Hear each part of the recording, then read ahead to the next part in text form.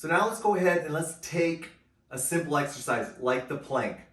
And let me take you through ways that you can progress it using the 5 variables that we just talked about. So first of all, let's go ahead and let's bring a surface in. By elevating a surface, we immediately change our base of support. So if I'm going to do a mountain climber in this position versus a mountain climber in a flat floor position, you're going to see a difference in that. The elevated position is going to be easier. Now let's go ahead and bring in a load. Obviously, by bringing in the band and placing it on my trunk, I can scale the band resistance to make it more challenging. So the harder the band, the greater the load, the more the challenge. Let's talk about amplitude of movement.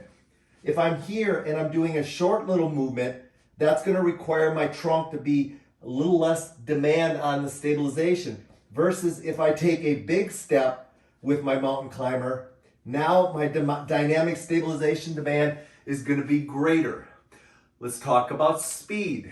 If I go ahead and I move very slowly, I can focus on keeping my low back pressed against the band and keep my dynamic stability solid. So as I slowly move, if I speed it up, let's say I do a plyo movement like so, that is going to require a higher level of stabilization demand because I'm increasing the speed. And then lastly, we talk about plane of movement. If I bring my leg straight ahead and tap my foot, not only am I improving my base of support, but I'm also keeping myself in the sagittal plane.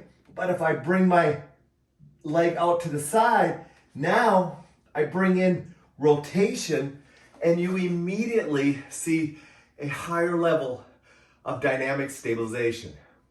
So that's a perfect example of how you can go ahead and take a simple a simple plank, turn it into a mountain climber, which now brings in movement, and then use the 5 characteristics or the 5 components we talked about to change the demand on your stabilization.